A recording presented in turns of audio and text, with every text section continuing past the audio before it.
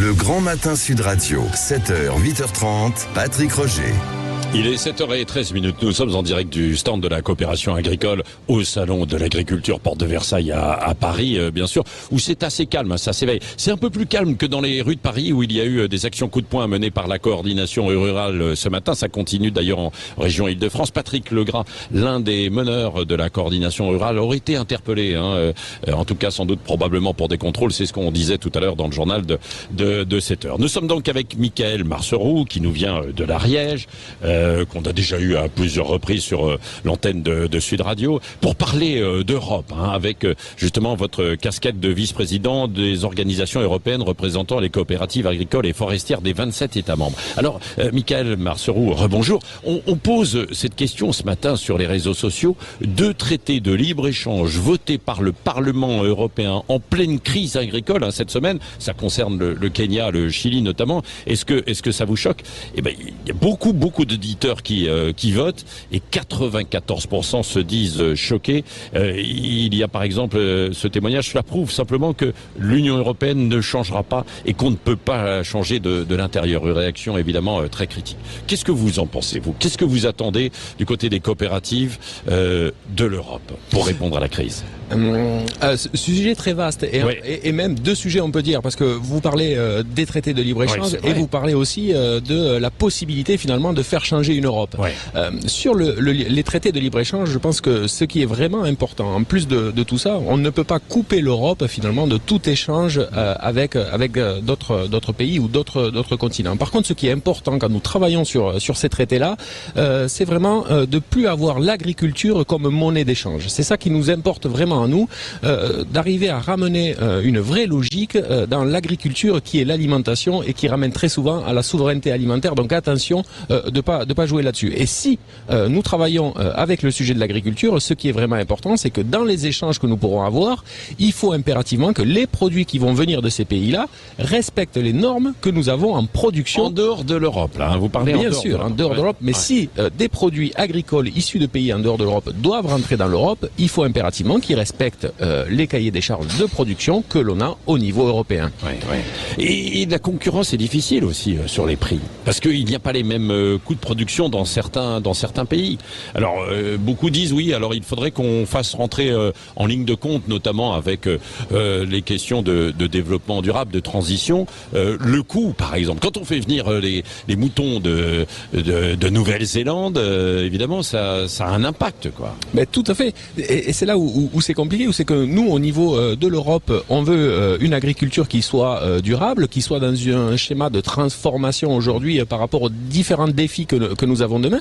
Et c'est là où c'est que c'est important d'arriver à mesurer aussi l'impact, si on prend l'exemple du climat ou de l'environnement, qu'on arrive à mesurer l'impact des produits issus d'autres pays, qu'est-ce qu'ils font, quel impact ils ont, et est-ce qu'ils peuvent ou pas rentrer sur le territoire. Et bien sûr que du moment qu'on essaye d'arriver sur les différents sujets d'impact, on a des surcoûts de production qui sont induits, donc on ne peut pas être en concurrence avec d'autres produits qui n'ont pas les mêmes impacts. Alors vous avez fait 25 propositions pour améliorer la relation Europe-agriculture. Qu'est-ce qui ressort majoritairement? Un des sujets très forts que nous on défend, c'est de dire aujourd'hui et demain, on aura besoin de plus d'Europe. Pour nous, beaucoup de solutions vont passer par l'Europe. Par contre, c'est difficile à faire entendre dans le monde agricole. Oui, mais on y tient et c'est important. L'agriculture a bénéficié pendant des années de l'Europe et on pense qu'elle va encore en avoir besoin. Par contre, ce qui est primordial pour réussir ce schéma-là, c'est qu'on veut mieux d'Europe.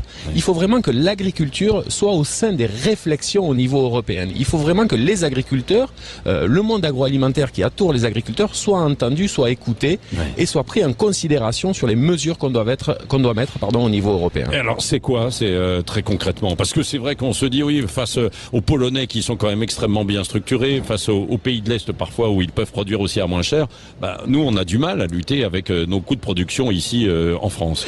C'est pour ça qu'un des sujets les plus forts qu'on pousse, c'est de dire essayons d'avoir une réglementation européenne qui soit enfin européenne et évitons le plus de transposition au niveau des États membres qui surenchérissent un petit peu sur la réglementation. Et l'idée l'idée c'est de se dire, par rapport à nous au niveau français, où on est quand même en avance sur beaucoup de choses, sur un positionnement très très avant-gardiste sur beaucoup de choses, on se pose la question de dire, essayons de faire venir tout le monde sur les réglementations que nous on a, et si vraiment on n'y arrivera pas, eh bien baissons à peine un petit peu pour essayer d'harmoniser tout le monde et qu'on n'ait plus de problème de concurrence au sein des pays de l'Union européenne. Michael Marcereau, vous faites quel type de production et est-ce que vous êtes confronté au quotidien justement à ça, à ce défi européen?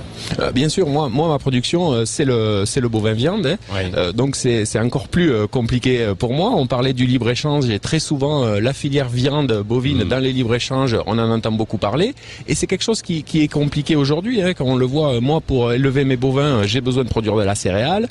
Aujourd'hui c'est quand même un peu plus compliqué de produire de la céréale en France que dans d'autres pays parce qu'il y a des technologies où on a du mal à avoir, il y a une volonté sur certains produits de biocontrôle qu'on a du mal à faire avancer et donc on nous amène sur des idées très souvent au niveau sur le fait qu'on peut plus produire avec certains produits alors qu'on n'a pas de moyens de remplacement à côté. Oui, et dernière question d'ailleurs parce que la crise et le mouvement On marche sur la tête est venu aussi des préoccupations dans les campagnes, notamment dans le sud, de cette maladie, l'épizootie, et l'Ariège a été touché. Où on en est aujourd'hui? Et notamment, il devait y avoir des aides pour les exploitations. Alors sur ce sujet-là, qui est vraiment même français, mais très pyrénéen, qui s'est un peu déplacé sur aujourd'hui finalement les agriculteurs sur une partie des sujets ont été entendus.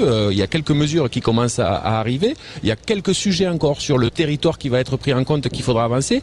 Mais ça nous rappelle aussi, et je reviens très vite au niveau européen, de se dire, on s'aperçoit que le sanitaire est de plus en plus prégnant et présent dans notre union, et que ça soit dans le monde animal ou dans le monde végétal. Et une des enjeux qu'on va avoir demain aussi, c'est d'arriver à gérer ces problématiques sanitaires au niveau européen pour arriver à harmoniser un peu tout ça, parce que là on parle de la MHE, qui a été une maladie assez difficile et avec de gros impacts, et on n'a pas fini de voir encore ce qui va arriver sur notre territoire, mais d'autres collègues à nous l'année dernière avaient des problèmes sur l'influenza aviaire qui elle aussi était beaucoup plus large. Donc ce sujet-là va être un vrai sujet aussi européen.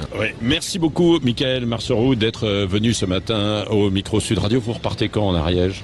Je pense que je vais repartir ce soir ce soir dans la journée quoi. Ce salon globalement il est positif pour vous, pour le monde agricole cette année. Comment vous le jugez en partant? Parce qu'on sait qu'il y a eu la crise puis l'agitation avec Emmanuel Macron. Mais ce salon reste la vitrine finalement de notre activité. Il a eu un démarrage un peu compliqué sur les premiers jours, mais plus on discute avec mes collègues professionnels ou avec les agriculteurs qu'on croise ou avec aussi le public qui vient, on s'aperçoit que le monde agricole est encore soutenu, il fait encore venir du monde et je pense que au global il sera positif. Oui, ça c'est positif. Merci Michael Marcereau d'être venu ce matin sur le stand de la coopération agricole. Il est 7h21. Le Grand Matin Sud Radio.